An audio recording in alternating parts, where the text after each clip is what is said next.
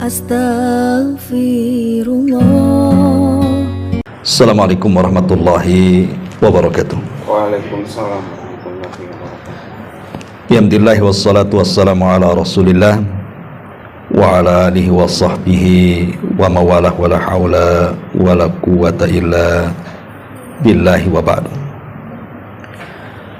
Alhamdulillah, segala puja dan puji hanya milik Allah subhanahu wa ta'ala. Salawat dan juga salam senantiasa kita hadiahkan kepada Rasul kita Nabi besar Muhammad sallallahu alaihi wa ala alihi wasallam.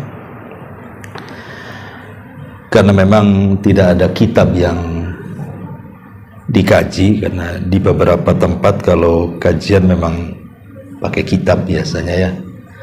Karena di sini tidak ada atau belum ada kitab, maka kajian kita mungkin tematik dulu.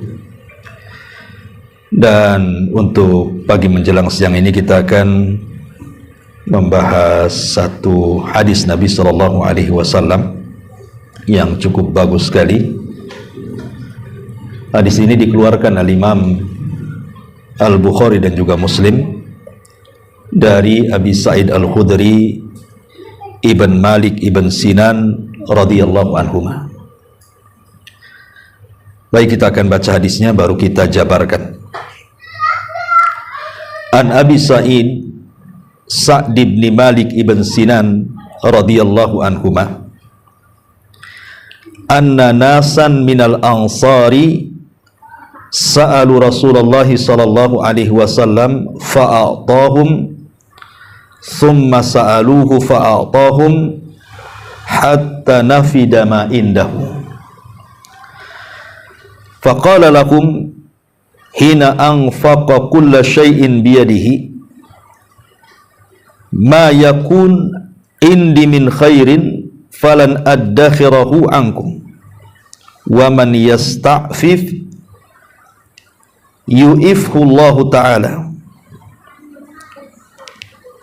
wa man yastagni yugnihi Allah ta'ala wa man yatasabbar yusabbirhu Allah ta'ala wa ma utiya ahadun ata'an khairan wa awsa minas sabri.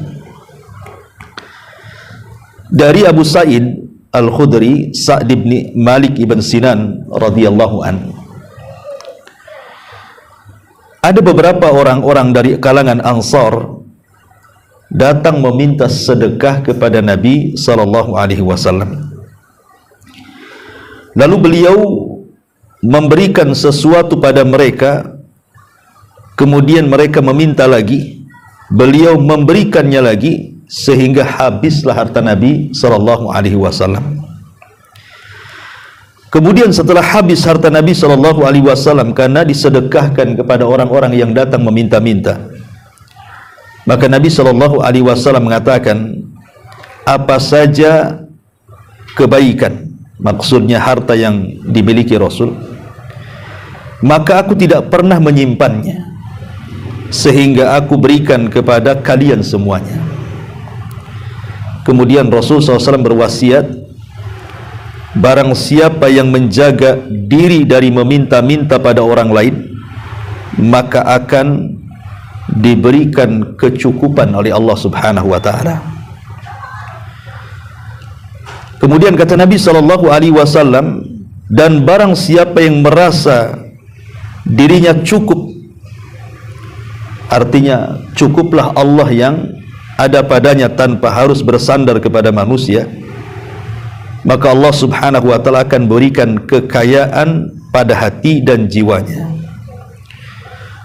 Kemudian Nabi juga mengatakan, dan barang siapa yang berlaku sabar, maka akan dikaruniai kesabaran oleh Allah. Kemudian di ujung hadis Rasul mengatakan, tidak ada seorang pun yang dikaruniai satu pemberian yang jauh lebih baik dan lebih luas dibandingkan kesabaran. Hadis ini disepakati Bukhari dan Muslim. Baik, kita jelaskan satu hadis ini karena hadis ini bagus sekali untuk kita jadikan renungan bagaimana harus menjalani kehidupan di dunia ini. Ma'asyiral muslimat, ibu-ibu yang dimuliakan Allah Subhanahu wa taala.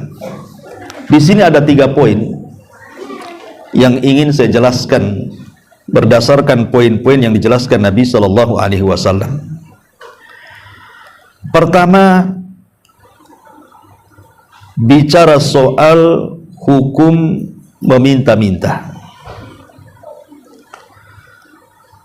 Kemudian yang kedua, bicara soal iffah, menjaga kehormatan. Dan yang terakhir yang kita akan bahas adalah bicara soal kesabaran. Ini 3 poin yang dirangkum dalam hadis Nabi sallallahu alaihi wasallam tentang hukum meminta-minta, kemudian menjaga kehormatan dari dosa, kemudian berlaku sabar. Kita kupas satu persatu. Ma'asyiral muslimat yang dimuliakan Allah Subhanahu wa taala. Pertama, bicara meminta-minta. Ada sebuah syair Arab yang mengatakan, la tas'alanna bani Adam hajatan wasalil ladzi abwabuhu la tuhjab. Allahu yaghdabu in tarakta su'alahu wa bani Adam hina yas'alu yaghdabu. Penyair Arab mengatakan, janganlah kalian meminta kepada anak Adam sebuah kebutuhan, tapi mintalah kepada zat yang pintunya tidak pernah tertutup. Maksudnya Allah. Allah akan murka apabila kita meninggalkan dan tidak meminta kepadanya. Tetapi Bani Adam justru akan marah kalau kita selalu meminta. Syair ini sangat bagus sekali, karena di permulaan dia mengatakan jangan pernah meminta-minta kepada manusia, karena sebaik apapun manusia itu ada batasnya, Bu. Sehari, 2 hari, sebulan, 2 bulan, mungkin kita datang ke rumahnya pinjam uang untuk sebuah hajat dan kebutuhan. Boleh jadi masih dikasih itu. Kalau yang sekali 2 kali minta kan masih dikasih, Bu. Apalagi kasihan kan, mungkin dia orang susah gitu ya, pasti dikasih. Kecuali bakhil kan, Bu ya.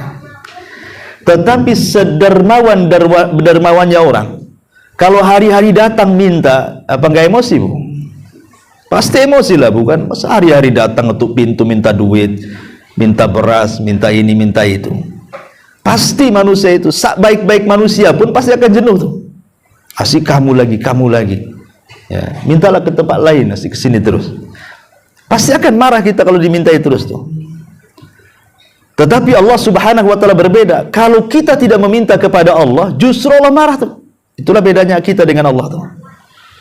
Kalau Allah tidak diminta, justru marah. Kalau kita sering diminta, kita pula emosi. Itulah manusia seperti itu. Makanya kenapa sampai Nabi sallallahu alaihi wasallam mengatakan, "Lau ta'lamuna ma fis su'ali ma masya ahadun ila ahadin yas'aluhu syai'an."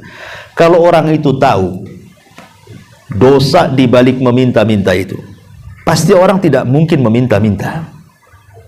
Kalau orang tahu dosanya, pasti orang nggak mungkin minta-minta. Tapi karena orang itu tidak tahu dosanya, seolah-olah minta-minta itu sudah jadi profesi dia, ya nyantai saja. Makanya sering saya nasihatkan, Bu, kalau di jalan-jalan di lampu merah tuh, Bu, ada orang yang meminta-minta, lihat orangnya. Kalau nampak orangnya sehat, tenaganya kuat, masih muda, jangan dikasih, Bu. Mungkin bahasa saya tuman itu orang kayak gitu tuh. Harusnya kan kerja. Apalagi di Batam, alhamdulillah kerja apa saja bisa kok. Makanya saya kadang-kadang, Ibu tahu waktu manusia silver tuh. Ada pula manusia silver di Batam. Itu kan masih muda-muda, Bu. Bahkan kalau saya lihat matanya merah itu kan.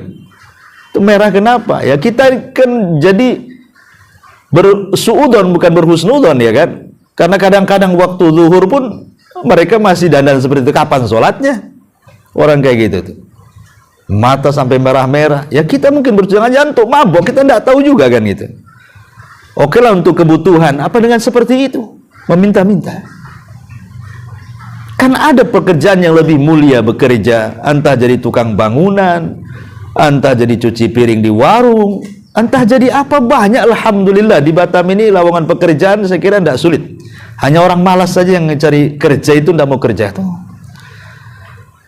Makanya kenapa Islam itu melarang tidak boleh meminta-minta.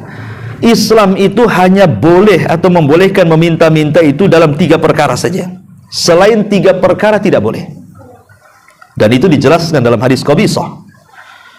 Ya, di mana Nabi SAW mengatakan, ya Qabisah, innal mas'alata tahillu la tahillu illa li ahadi thalathin. Wahai Qabisah, meminta-minta itu haram kecuali dalam 3 perkara saja. Kalau dalam 3 perkara boleh. Apa itu? Rajulun tahammala hamalatan fahallat lahul mas'alatu hatta yusibaha thumma yumsika wa rajulun asabathu jaihah ihtajat malahu fahallat lahul mas'alah hatta yusiba kiwaman min aishin aw qala sidadan min aishin wa rajulun asabathu faqatan hatta yakuma thalathatun min dawil hija min qaumihi laqad asabat fulanan faqatan fahallat lahu al mas'alatahu hatta yusiba kiwaman minal aish. Apa kata Rasul? Wahai Qabisah, sesungguhnya meminta-minta itu haram, tak boleh, kecuali bagi salah satu dari 3 kelompok. Pertama, orang yang memikul beban tanggungan yang berat di luar kemampuannya, maka dia boleh meminta-minta sekedarnya saja. Lalu setelah dia cukup, dia berhenti. Yang kedua, orang yang tertimpa musibah yang menghabiskan seluruh hartanya, maka dia boleh meminta-minta sampai dia mendapatkan sekedar kebutuhan hidupnya. Dan yang ketiga, orang yang tertimpa kemiskinan sehingga tidak ada orang yang menolong dia. Ketika ada 3 orang yang menjadi saksi dia orang miskin, maka boleh dia meminta-minta sampai dia melepas kehidupan miskinnya. Jadi begini Bu, orang itu dilarang meminta-minta dalam Islam, karena bagaimanapun tangan di atas lebih baik daripada tangan di bawah. Begitu kaidahnya ya. Tetapi Rasulullah SAW itu hanya mengizinkan kepada 3 kelompok. Kelompok yang pertama, memang dia, Allah Subhanahu wa Ta'ala takdirkan dia hendak menolong orang. Mungkin ada saudaranya kelilit hutang, akhirnya dia habiskan kekayaannya hanya untuk membayar hutang saudaranya. Akhirnya jadi miskin dia gara-gara nolong orang. Jadi miskinnya itu gara-gara nolong orang. Nolong saudaranya, hutangnya banyak, akhirnya selaku saudara kita bantu sampai kita jual rumah, jual mobil, hanya ingin membantu saudaranya. Rupanya Allah takdirkan pula usaha kita jatuh. Miskinlah kita gara-gara nolong orang. Lah orang yang seperti ini boleh meminta-minta, tetapi hanya sekedarnya saja sampai usaha dia bangkit dan dia bisa mencari nafkah lagi, baru dilarang meminta-minta. Ini satu. Yang kedua, orang kena musibah, ada tsunami, nerjang rumahnya habis, ada gempa, rubuh rumahnya, tokonya rubuh, akhirnya nggak ada usaha lagi, langsung terjun. Namanya musibah kan nggak tahu tsunami, gempa, kita ada siapa yang tahu? Tahu-tahu ada saja, habis harta kita di kena musibah itu, jadi miskin. Itu boleh meminta-minta, tetapi hanya sekedarnya saja sampai dia bangkit, betul-betul bangkit, maka tidak boleh minta-minta. Atau yang terakhir, orang miskin, namanya janda usianya 70 tahun, sakit-sakitan, tidak ada yang nolong dia, maksudnya dari keluarganya, dia hidup sendiri. Kemudian orang-orang sini mengatakan memang dia orang miskin, kasihan, maka disuruh kerja pun tak mungkin, udah tua, sakit gitu ya. Maka orang seperti ini boleh meminta-minta. Hanya 3 orang ini yang boleh minta-minta. Selain 3 orang ini tidak boleh. Itu kata Nabi sallallahu alaihi wasallam. Makanya ada perkataan bagus dari Al-Imam Ahmad ibn Hanbal rahimahullah ta'ala. Jadi Imam Ahmad ini ditanya soal hukum meminta-minta. Apa kata beliau? Idza lam yakun indahu ma yughaddihi wa yu'ashshihi. Orang kalau memang tidak ada yang bisa dimakan, baik makan pagi, makan siang atau makan malam, memang gak ada yang bisa dimakan, ya, maka yang seperti ini menjadi darurat, boleh meminta-minta hanya untuk mengganjal perutnya saja. Walaupun kata Imam Ahmad, seandainya dia tidak meminta-minta dalam kondisi seperti itu, maka itu lebih baik, dan dia harus yakin pasti Allah akan memberikan rizkinya kepadanya walaupun tidak minta-minta. Contoh nih, satu kisah, ya.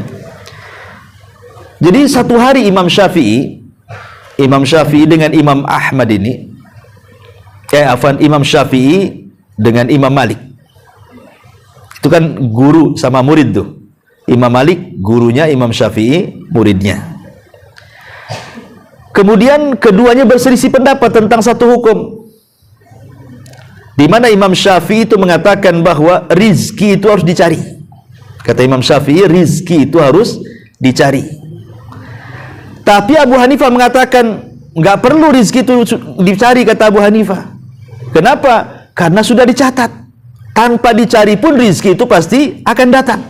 Itu pendapat Abu Hanifah. Berdebatlah dua ulama ini, guru sama murid ini. Kata Abu Hanifah, rizki nggak usah dicari, nanti datang sendiri. Kata Imam Syafi'i, mana ada rizki datang sendiri, ya dicarilah katanya. Selesai berdebat, Imam Syafi'i pergi. Di tengah jalan Imam Syafi'i ini mendapati orang yang sedang memikul barang. Akhirnya kata Imam Syafi'i, wahai Tuan, mau nggak saya bantu mengangkatkan barangmu? Akhirnya diangkatlah barang sama Imam Syafi'i sampai ke tujuan. Karena Imam Syafi'i sudah berlaku baik mengangkat barang itu, akhirnya kemudian yang punya barang ini ngasih upah kepada Imam Syafi'i itu. Dari sini Imam Syafi'i ada hujah dalam hatinya. Tuh kan, kalau saya tidak bekerja ngangkatkan barang orang, mana mungkin saya dapat duit katanya. Nah, berarti Abu Hanifah ini nggak benar nih katanya. Imam Malik ini pasti nggak benar nih katanya. Masa orang nggak kerja dapat duit katanya.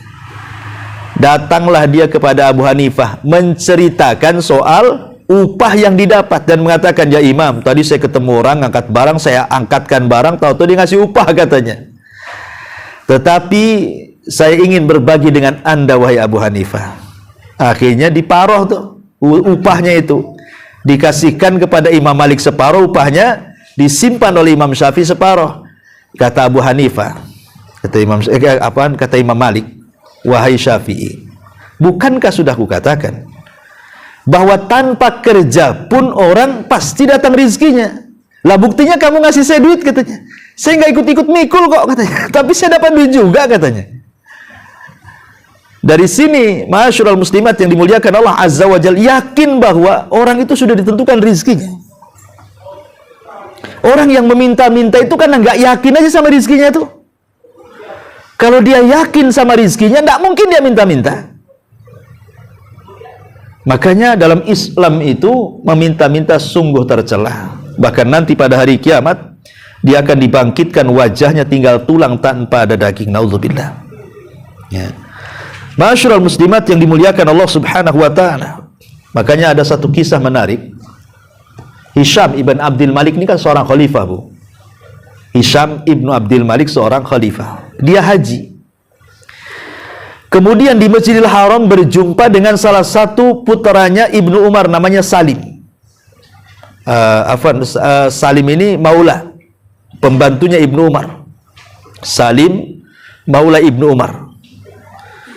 Dan dia ulama besar, ulama qiraah. Salim ini ulama hadis juga. Karena Hisham ibn Abdul Malik ini kan menghormati, Bu, menghormati para ulama. Dia khalifah, dihormati para ulama tuh. Jadi ketika di Masjidil Haram, dia ingin memberikan hadiah uang banyak kepada Salim maula Ibnu Umar ini, karena memang dia ulama, banyak jasanya gitu ya, mengajar orang. Jadi selaku khalifah dia ingin memberikan hadiah berupa uang yang banyak kepada Salim Maula Ibnu Umar. Apa yang terjadi? Ditolak, tidak mau. Ya.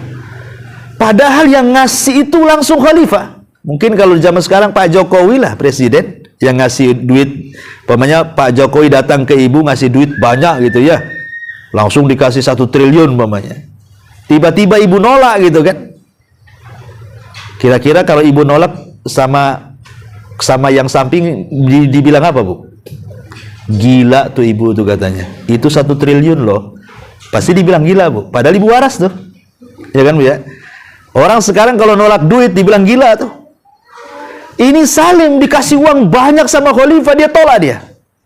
Apa kata dia? Jawabannya, wahai khalifah, ya, apakah pantas saya meminta kepada selain Allah sementara saya berada di rumah Allah? Itu jawabannya.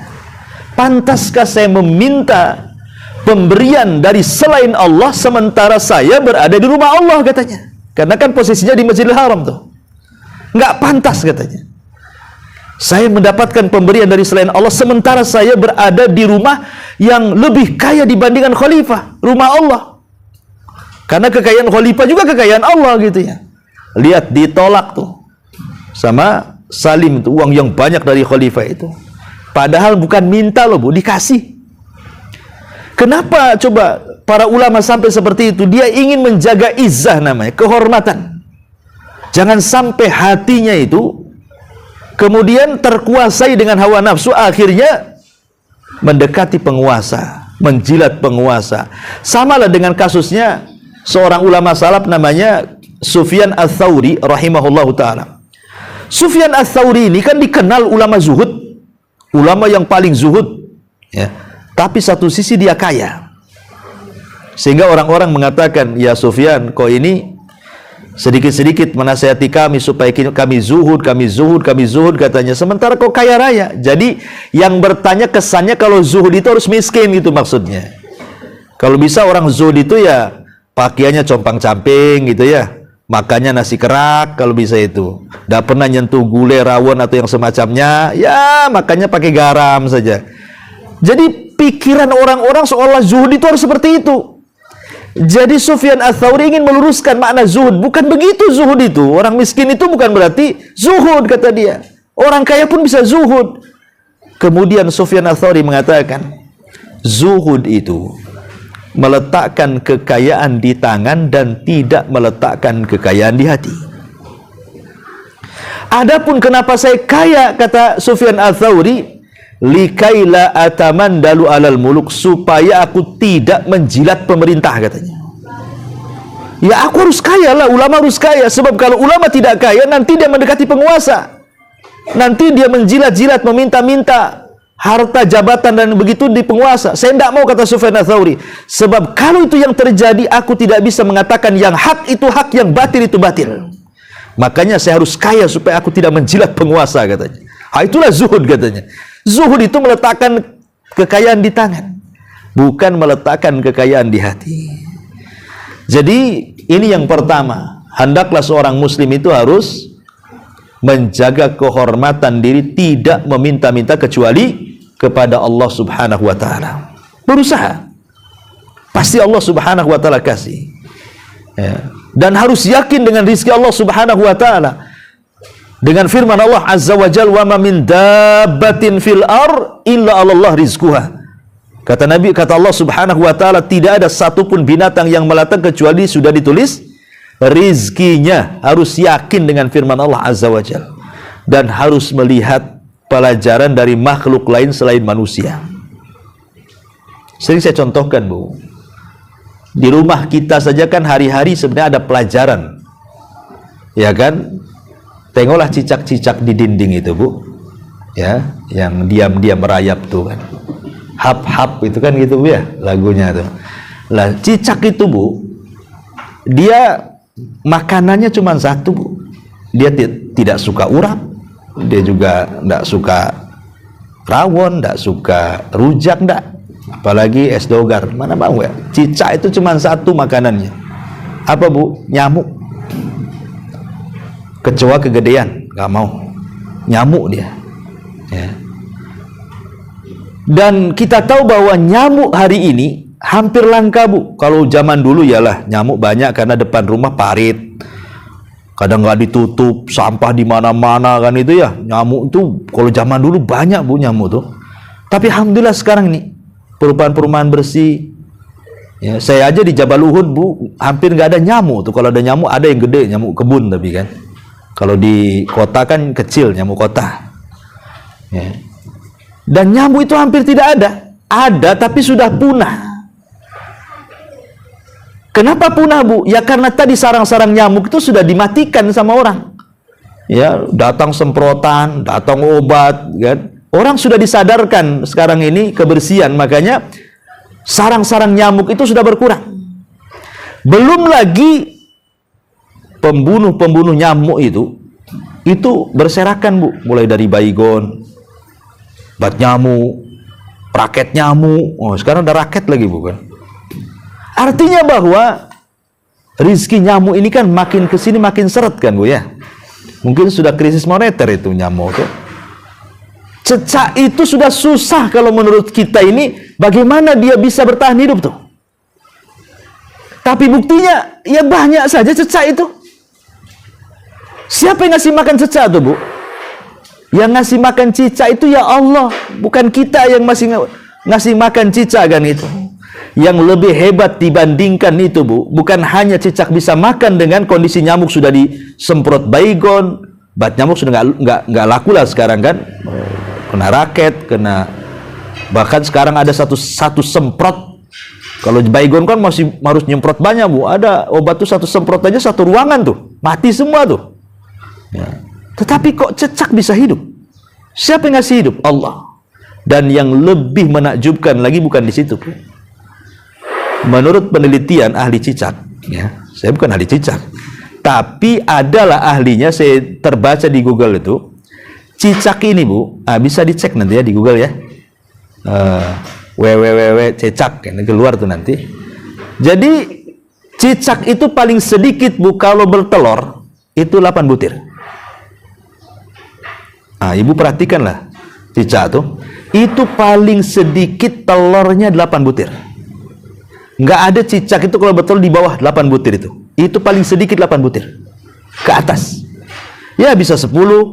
Ya, pokoknya paling sedikit 8 butir. Telurnya itu.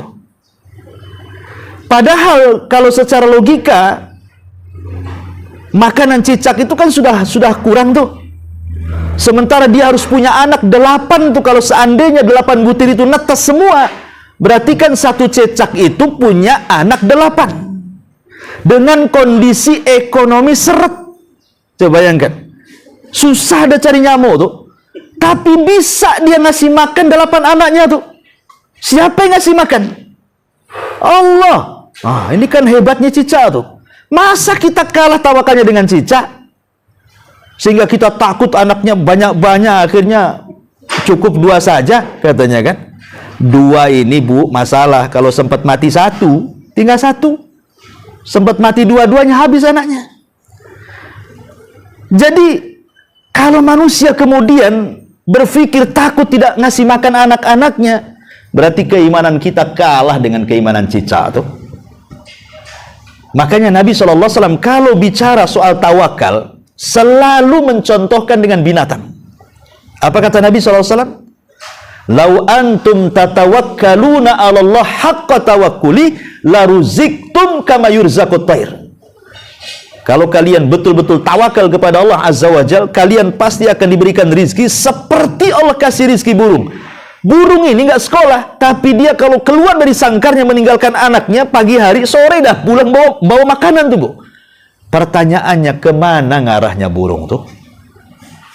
Kalau kita kan jelas Bu, ngarahnya ke kantor, ke pasar, ke tempat kerja, jelas tuh ngarahnya. Burung ini nggak jelas ngarahnya, mutar-mutar aja dia. Insting dia saja, pokoknya ngendus di sana makan baru ke sana, ngendus di sini ada makan ke sini. Dia ikut insting saja tuh. Tapi kok bisa dia pulang bawa makanan dan bisa ngasih makan anak-anaknya dan bisa membesarkan lagi anak-anaknya.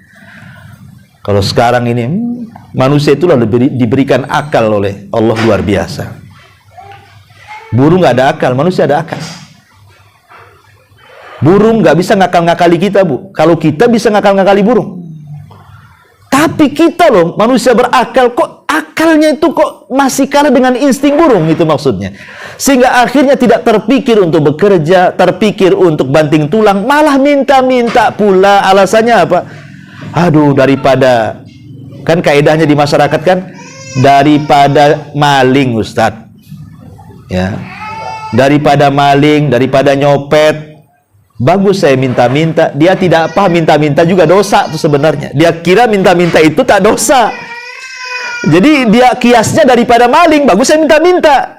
Padahal minta-minta itu berdosa. Kecuali kepada 3 orang yang saya sebutkan tadi. Kalau yang 3 orang ini memang dibolehkan dalam kondisi darurat kan, saya sudah sebutkan. Tapi selain dari 3 orang ini, maka meminta-minta itu berdosa dan merendahkan harkat martabat manusia, dan terkadang juga menyinggung orang, Bu. Menyinggung orang, kadang-kadang menakut-nakuti orang dengan penampilan dia. Iya, Bu, kadang-kadang minta-minta, kadang-kadang minta-mintanya dengan lagu ngamen gitu kan. Aduh, kadang-kadang orang ngamen penampilannya, kalau nggak ngasih takut dibukul gitu kan. Kalau nggak ngasih ya memang nggak mau ngasih. Akhirnya kan ngasih terpaksa, Bu. Apalagi kemudian yang ngamen ini lagunya ngancam. Ya, oh makin lagi dikasih kan. Nah, ini kan repot kalau kayak gini, Bu. Jadi intinya yang pertama, kata Nabi SAW di sini, jangan suka meminta-minta. Barang siapa yang menjaga diri untuk tidak meminta-minta, maka pasti Allah akan berikan kekayaan kepadanya. Pasti itu.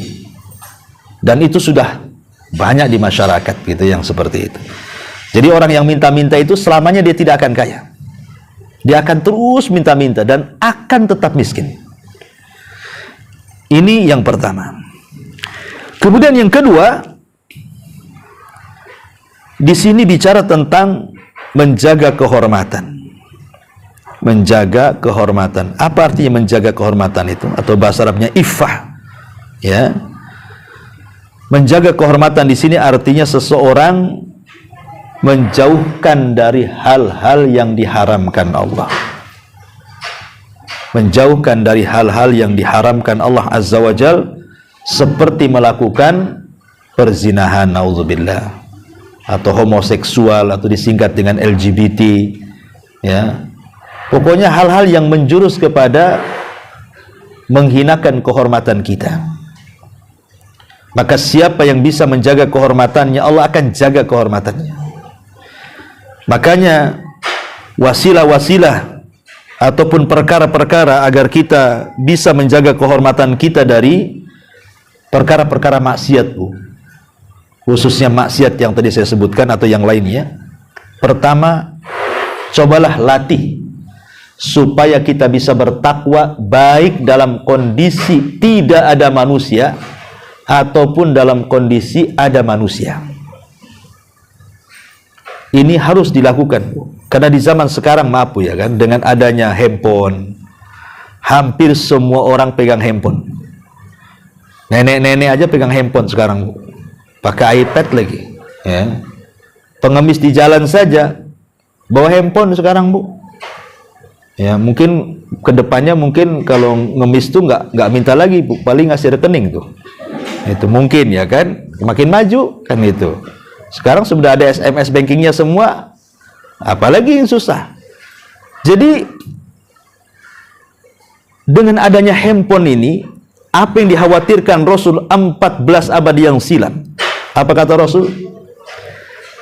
Nanti pada hari kiamat akan didatangkan kepada Allah Subhanahu wa taala orang yang memiliki pahala sebesar gunung Tihama. Kemudian Allah hancurkan pahalanya gara-gara maksiat yang tidak terang-terangan. Sekarang maksiat, kalau dulu mau maksiat tidak terang-terangan tuh bukan sulit, Bu. Kalau dulu mau maksiat tidak terang-terangan itu sulit. Kalau sekarang tidak sulit karena sudah ada handphone. Ibu sendirian di dalam kamar pegang handphone, entah apa yang ditengok di situ. Entah sinetron, entah film, entah berita, entah berita-berita hoax nggak jelas, apalagi tahun politik ini kan. Kita bisa bermaksiat, belum lagi melihat gambar-gambar aurat, film-film yang tidak senonoh ditonton dan begitu seterusnya. Bahkan sekarang ini kalau kita berkumpul di trotoar nih Bu, umpamanya ibu berlima tuh, masing-masing punya handphone, duduknya berjejer. Dari yang satu, yang kedua, yang ketiga, sampai yang kelima itu masing-masing punya handphone Bu. Kok bisa? Dulu mungkin kalau ada orang tertawa sendiri dianggap gila kan Bu. Sekarang loh, banyak orang yang tertawa sendiri di depan handphone, tak ada orang bilang gila. Nggak ada kan ibu umpamanya nengok apa gitu, TikTok atau apa tuh, tahu tertawa di pinggir jalan. Ada orang bilang gila Bu? Nggak ada. Kalau dulu ya, ini ibu ini kalau dulu dibilang ada geje, ya, kok tertawa sendirian. Kalau sekarang enggak. Sekarang ini hilang urat malunya Bu. Perempuan-perempuan tuh hilang urat malunya. Kenapa? Dia bisa tertawa loh di pinggir jalan nengok handphone. Pada suara perempuan kan aurat tuh. Bisa dia tertawa, na'udzubillah. Yang lebih parahnya lagi urat malunya hilang tuh dia main TikTok pula di jalan tuh. Main Instagram, tolong dipegangi, entah orang nggak kenal, kemudian dia berfase, selfie macam-macam, na'udzubillah, coba kan hilang rasa malunya tuh. Itu di luar, bagaimana di dalam? Kalau sendiri-sendiri, rasa malunya di depan orang aja udah hilang, apalagi sendirian nggak ada orang. Maka handphone ini memang paling banyak menghilangkan pahala. Persis kata Nabi kan, nanti pada hari kiamat itu ada orang datang dengan segudang pahala sebesar gunung Tiamat, tapi hilang dengan maksiat sendiri-sendiri. Ini handphone ini bisa menghilangkan pahala kita Bu. Makanya saya nasihati Bu, kalau punya anak ya SMP, SMA, minta handphone jangan dikasih. Ya itu bahaya gitu ya. Kenapa? Karena orang tuanya saja kalau udah main handphone lupa, apalagi anaknya. Ibu aja kalau main handphone itu sampai gosong kalau masak tuh, ya kan? Kadang-kadang begitu. Jangan itu suami di sampingnya aja kayak nggak punya suami. Ada tuh istri tuh mau tidur, bangun tidur yang dilihat handphonenya, suaminya nggak dilihat. Tahu tuh udah ngorok di sampingnya. Lah ini kan gimana ceritanya? Ini kan maksiat juga Bu. Harusnya kan orang kalau sudah masuk kamar itu ya handphone ditaruh lah, nggak usah ikut-ikut masuk. Itu sudah lain lagi ceritanya. Ini masuk kemana-mana. Bahkan kalau seandainya nih handphone ini jatuh ke sela-sela ranjang Bu, kemudian ibu bangun, itu yang dicari bukan suami dulu Bu, ya, handphonenya dulu. Ya. Ini kan masalah yang seperti ini. Itulah makanya handphone ini sekarang ini alat yang bisa menghapuskan dosa sebesar gunung Tiamat. Makanya nasihat para ulama begini Bu, balaslah sebuah dosa itu dengan kebaikan. Kalau kita dalam satu hari itu kita bermaksiat sendiri-sendiri, orang tidak tahu kecuali Allah, dengan ibu saja, duduk di kamar sendiri atau suami lagi nggak ada, duduk di kursi, nonton apa yang ditonton, entah ya namanya iklan-iklan di YouTube, iklan-iklan di Facebook, kadang-kadang kan aurat-aurat nampak di situ. Baik aurat laki-laki atau perempuan. Kita memandang aurat kan nggak boleh Bu, walaupun lihat di handphone gitu ya. Belum lagi baca berita-berita hoax, belum lagi baca-baca yang na'udzubillah lah, di situ terkandung dosa. Kan ibu sedang bermaksiat yang tidak tahu kecuali ibu dengan Allah kan namanya, dengan handphone itu. Maka kalau kita dalam 2 jam main handphone dan tidak ada yang tahu kecuali Allah isinya maksiat, maka dalam satu hari itu gunakan juga 2 jam untuk ibadah yang tidak ada yang tahu kecuali ibu dengan Allah saja. Harus balance lah. Ya. Bagaimana caranya Ustaz? Ya zikirlah. Kalau orang tidak tahu kan bisa zikir. Astagfirullah, astagfirullah. Jangan dikeraskan ya, orang tahu lah jadinya. Ya cukup astagfirullah, astagfirullah. Kalau ada orang diam dulu. Nggak ada orang astagfirullah lagi. Atau zikir apa, atau masuk ke kamar baca Quran. Jadi samakan, kalau kita maksiat tidak terang-terangan 1 jam, maka kita beribadah 1 jam juga tanpa terang-terangan. Supaya apa? Kata Nabi SAW, wa atbi'is sayyi'atal hasanata tamhuha. Ikutilah perbuatan buruk dengan kebaikan, supaya kebaikan inilah bisa menghapuskan keburukan, kata Nabi. Ini yang pertama ya. Menjaga kehormatan itu adalah bertakwalah kepada Allah, baik dalam kondisi ada atau tidak ada orang. Kemudian yang kedua, berdoa. Penting berdoa ini. Ya, doa ini silahul mukmin. Makanya Nabi SAW senantiasa berdoa untuk diistiqomahkan dalam ketaatan. Kata Ummu Salamah, doa yang paling banyak dibaca Nabi itu apa? Ya muqallibal qulub tsabbit qalbi ala ta'atik. Wahai zat yang membolak-balikan hati, tetapkan hatiku di atas ketaatan kepadamu. Itu doa yang paling banyak dibaca Nabi. Pertanyaannya, mungkinkah Nabi itu dibolak-balik hatinya alias sesat? Mustahil lah, Nabi itu kan maksum. Tapi kenapa dia membaca doa seperti itu? Satu, untuk memberikan contoh kepada umatnya. Yang kedua, walaupun dia seorang Nabi, Nabi tetap khawatir. Kata Nabi kepada Ummu Salamah, ya Ummu Salamah, hati kita itu berada di jari jemari Allah. Allah bisa membolak-balikan siapapun sesat, siapapun dapat hidayah. Kalau Nabi takut kalau seandainya kemudian dia tersesat, padahal tidak mungkin seorang Nabi tersesat, harusnya kita lebih takut lagi. Makanya banyak-banyak berdoa ya kepada Allah agar kita jangan sampai masuk kepada fitnah maksiat tadi. Kemudian kalau takut melakukan zina, ya, takut melakukan hal-hal yang sifatnya mencoreng kehormatan, kalau belum menikah, ya menikahlah, itu caranya. Ya, jadi ibu ini kalau punya anak, sudah anak-anak gadis, udah lulus SMA, suruh mondok tak mau, suruh ngaji tak mau, suruh kerja tak mau, maunya jalan sini jalan sana, ya mungkin udah punya pacar, ibu tak tahu, maka obatnya kawinkan, Bu. Ya, cepat kawinkan saja, jangan lama-lama. Itu obat dia tuh. Kalau nggak dikawinkan, dia keluyuran terus itu. Nah, kecuali dia mau belajar agama, mau teruskan ke pesantren, ya bolehlah agak telat-telat.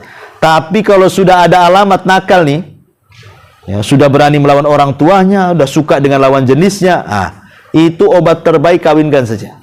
Segera kawinkan, ya, supaya jangan banyak lagi dosa yang dilakukan dia.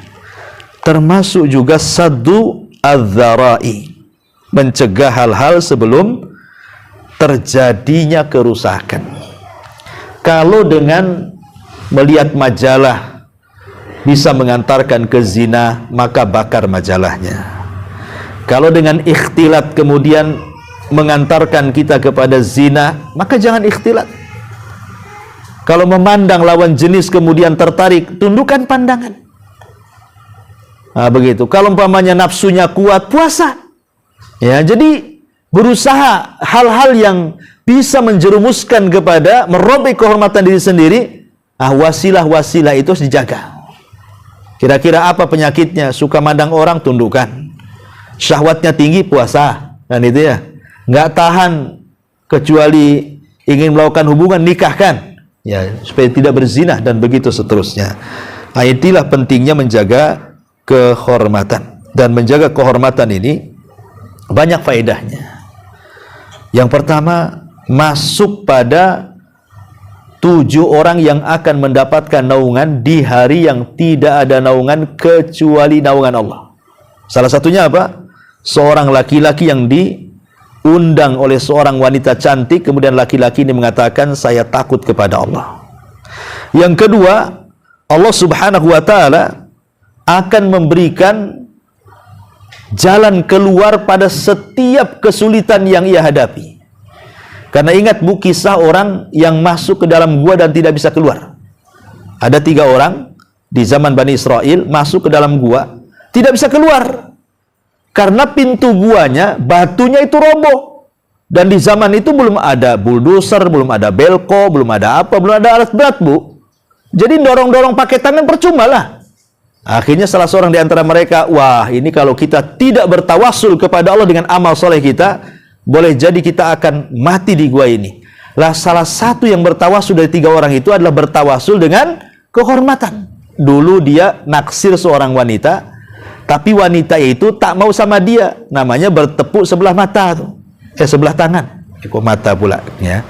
Jadi akhirnya kemudian pas ada waktu ini, wanita ini datang sendiri sama dia. Kebetulan orang tuanya terlilit hutang, banyak lagi. Akhirnya wanita ini meminjam uang untuk melunasi hutangnya. Ini kesempatan. Karena dia suka dari dulu, dia mengatakan, saya siap membantu hutang orang tuamu, tapi berzinahlah satu kali denganku, katanya. Karena dari dulu suka masalahnya. Akhirnya deal-dealan, deal or no deal, deal. Akhirnya ketika uang sudah disiapin, keduanya sudah siap melakukan perzinahan, sudah membuka aurat keduanya, tiba-tiba wanita ini mengatakan, bertakwalah wahai fulan kepada Allah. Langsung terkejut anak muda ini dan mengatakan, ittaqillah, katanya. Aku bertakwa kepada Allah. Langsung dia tidak mau berzina, dikasihkan percuma uangnya dan mengatakan, pergi kau dariku. Anak muda ini mengatakan, ya Allah, ketika dalam gua, kalau menjaga kehormatanku dengan wanita itu bagian daripada ibadah dan berpahala, tolong pintu gua itu dibuka. Akhirnya terbuka pintu gua itu. Jadi menjaga kehormatan itu bisa menghilangkan kesulitan di dunia. Bahkan juga sebab keselamatan di akhirat. Sudah jelas ini, ya. Ini yang kedua. Kemudian yang terakhir, ini yang juga tak kalah penting. Kata Nabi SAW, barang siapa yang melatih sabar, maka Allah akan buat dia sabar. Ya, man tasabbara, barang siapa yang melatih kesabaran, maka dia akan diberikan kesabaran. Dari sini kita tahu bahwa sabar itu harus dilatih. Kalau tidak dilatih, tidak bisa. Sabar itu ada latihannya, Bu. Dan itu tentu dengan banyaknya musibah, dengan banyaknya ujian, dengan banyaknya masalah. Karena sudah terbiasa menghadapi masalah, lama-lama jadi sabar, Bu. Ya, makanya dibiasakan sabar. Sabar. Nanti lama-lama juga bisa sabar. Dan yang lebih hebat dari sabar ini, Bu, ujung daripada hadis Nabi SAW tadi, di mana Nabi SAW sampai mengatakan di ujung hadis tentang masalah sabar ini, barang siapa, kata Nabi SAW, barang siapa yang dia bersabar, maka Allah Subhanahu wa Ta'ala akan berikan kepadanya kebaikan yang sangat-sangat luas sekali, bahkan melebihi musibah yang menimpanya. Apa kata Nabi? Wa ma u'tiya ahadun ata'an khairan wa awsa minas sabri. Apa kata Rasul? Tidaklah seorang yang dikaruniai sebuah pemberian yang lebih baik serta lebih luas kegunaannya dibandingkan karunia sabar. Maksudnya gini, Bu. Kalau ibu ini terkena musibah, kemudian ibu bisa sabar, maka sabar itu lebih baik dibandingkan musibahnya. Ibu terkena ujian, diuji oleh Allah Subhanahu wa Ta'ala, diuji dengan suaminya, diuji dengan anaknya, diuji dengan tetangganya, diuji dengan kesehatannya. Kemudian ibu terus melatih sabar, akhirnya ibu bisa sabar, maka sabar itu lebih baik dibandingkan ujian yang ibu hadapi.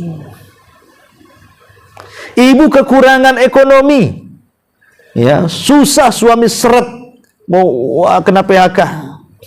Akhirnya yang biasa makan 4 kali sehari jadi 2 kali sehari. Itu pun nasi jagung, ya, pakai ikan asin sama teri. Kemudian ibu sabar dengan kondisi seperti itu, sabarnya itu lebih baik dibandingkan musibahnya tuh.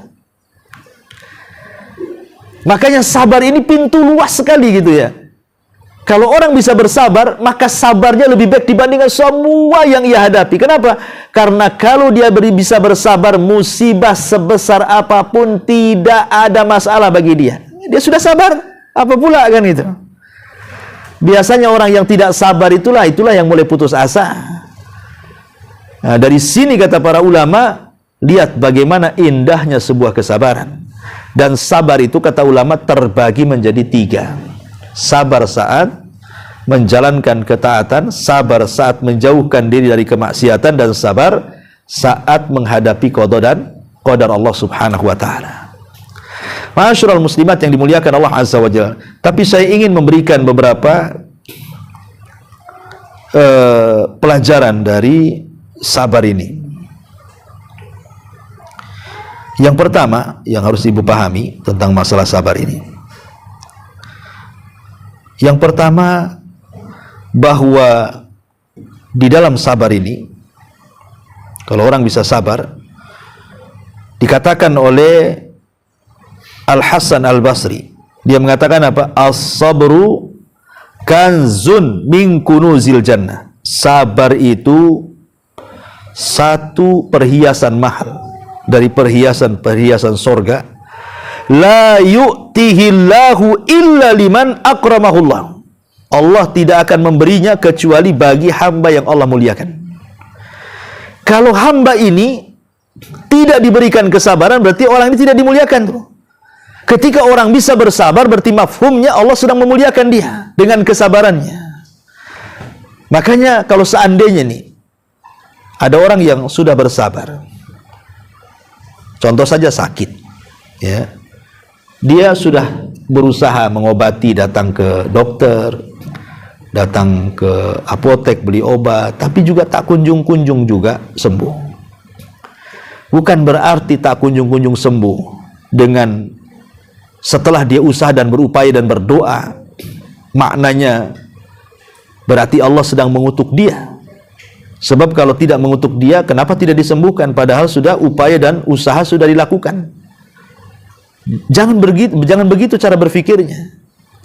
Karena ada orang-orang yang ketika sakit itu berfikir ke situ, sehingga setan datang kemudian memberikan was-was, lebih baik aku mati daripada hidup. Aku sudah 2 tahun kayak gini terbaring, kasihanlah orang yang merawatku. Asli doanya ingin mati, ingin mati, ingin mati. Padahal Rasul melarang. Tidak boleh salah seorang di antara kalian itu berangan-angan ingin mati. Kenapa? Boleh jadi kalau Allah sembuhkan, dia bisa menambah amalannya. Atau kalau Allah tidak sembuhkan, tetapi Allah tidak wafatkan, berarti ada kesempatan untuk bertobat dari dosa-dosanya. Ya. Karena sakitnya penggugur dosa. Ada surga yang tidak bisa diraih dengan sholat, dengan zakat, dengan puasa, dengan ibadah-ibadah, perbuatan.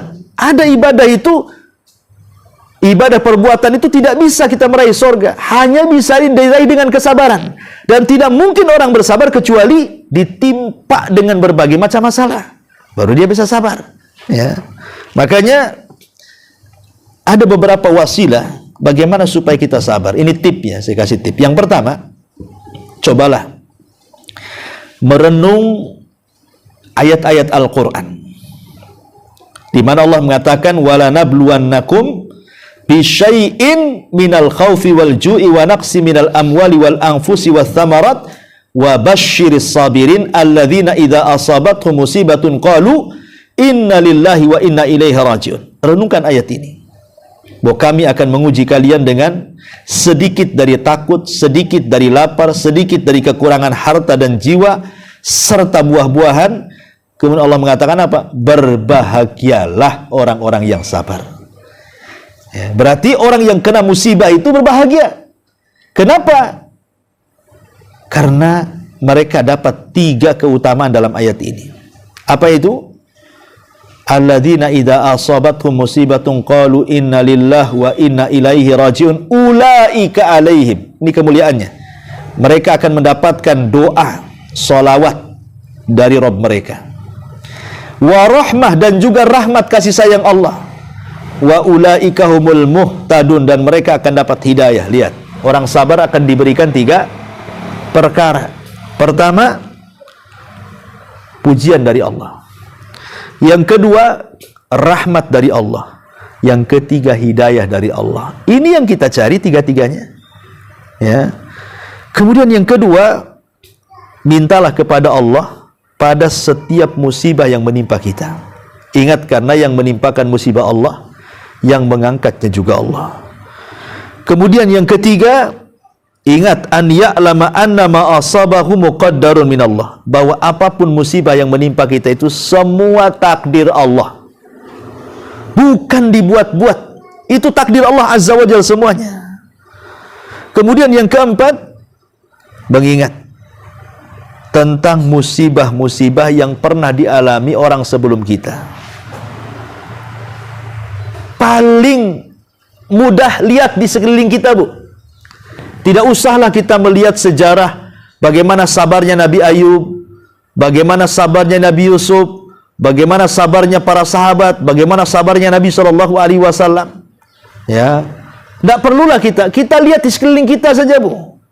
Di sekeliling kita itu. Ya, mungkin ibu punya kawan, kemudian ditimpa sakit, kok sabar kali. Apakah saya bisa seperti dia? Mudah-mudahan saya seperti dia. Mungkin adalah kawan-kawan ibu yang sakit itu mereka sabar. Contoh dia. Ya, sebelumnya kita juga mencontoh kesabaran Nabi, mencontoh kesabaran sahabat, tentu kan. Tapi madrasah yang paling dekat kan di sekeliling kita, Bu. Coba di sekeliling kita itu ada orang yang kena sakit, stroke, akhirnya marah-marah. Janganlah kita kayak dia. Yang satunya lagi kalau kena musibah itu, kayak gak terima tuh. Ngomong ke sana kemari, janganlah seperti dia. Jadi pelajaran di sekitar kita tuh. Bahwa bukan kita aja yang kena masalah, orang pun kena masalah juga kok, kan itu. Sebab kalau kita berpikir kita aja yang kena masalah, ini kita tidak bisa mengambil pelajaran namanya dari orang luar. Kemudian juga yang nomor 5, an yatajannab al-jaza'. Jauhi keluh kesah. Karena nggak ada manfaatnya keluh kesah itu. Apa manfaat keluh kesah itu? Karena gini, Bu, ini jeleknya di masyarakat nih, Bu. Yang nggak tahu, mungkin mudah-mudahan nggak ada lah yang ikut ngaji di sini. Jadi ada orang itu kalau ketemu, Bu, ceritanya susah aja tuh. Gimana kondisi susah. Besok ketemu lagi, macam mana sekarang? Tak tahu, masih susah. Nanti ketemu minggu depan lagi tuh, gimana sudah baik kan? Susah aja kalau ketemu, Bu. Ada orang kayak gitu kan, Bu. Ceritanya itu kalau duduk sama dia tuh ngeluh saja kayak. Kok seperti itu ada orang itu ya? Padahal kita tahu bahwa jangan sampai kita ini mengeluh. Kalau bisa pasrahkan diri kepada Allah. Kemudian yang nomor 6, yakini bahwa nikmat dunia ini, senikmat-nikmatnya dunia itu, Bu, pasti hilang. Pasti ada waktunya. Buktinya artis-artis yang dulu mungkin idola ibu ya, tahun 60-an itu, sekarang coba, Bu, lihat mukanya. Mukanya sudah nggak berbentuk, udah nenek-nenek, sebagian mereka udah pakai tongkat, sebagian mereka udah mati pun kan itu. Apa diidolakan? Nggak ada. Dunia ini sehebat apapun, orang kaya pasti akan tumbang. Pejabat ada berhentinya, orang sehat ada sakitnya. Tapi kehidupan sorga itu kekal abadi. Maka ingat, kalau kita kena musibah, maka bandingkan dunia dengan akhirat. Supaya tenang, maksudnya begitu ya. Kemudian juga agar mengetahui bahwa terkadang musibah ini ujian dari Allah Subhanahu wa taala, agar Allah tahu keimanan kita ini jujur ataukah tidak jujur. Kemudian juga supaya mengetahui bahwa peritnya dunia ini tidak seindah manisnya akhirat. Kemudian juga yang selanjutnya, agar dia menyaksikan boleh jadi musibah yang menimpa dia itu karena dosa-dosa yang pernah dilakukannya. Kita tidak tahu. Mungkin Allah sedang membersihkan dosa kita sehingga memberikan musibah. Kan kita tidak tahu, ya. Atau kalau merasa tidak punya dosa dari kecil jadi orang baik, boleh jadi itu untuk mengangkat derajat dia. Bisa saja seperti itu. Dan begitu seterusnya pembahasan masalah sabar ini panjang ya, Bu ya. Tapi inti daripada hadis ini mengajarkan kepada kita 3 poin. Yang pertama, jaga diri, mencukupkan kepada Allah, jangan menjadi orang yang meminta-minta.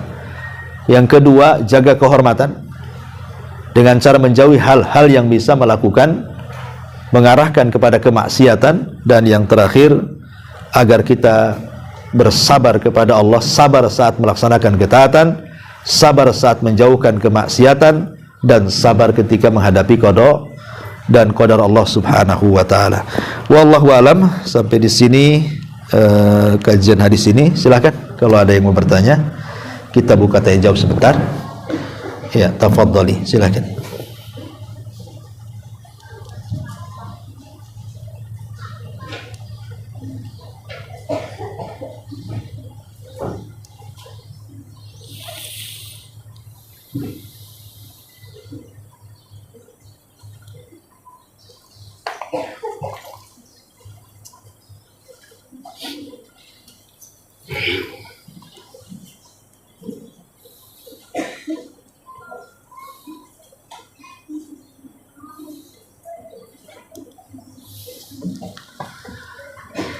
Ya, karena masih malu-malu nampaknya. Karena baru perdana kajiannya ya, orangnya nggak perdana. Ya. Ini dulu dan ada manfaatnya kita tutup dengan doa. Kafaratul majelis subhanallah wa bihamdika asyhadu an la ilaha illa anta astaghfiruka wa atubu ilaik. Assalamualaikum.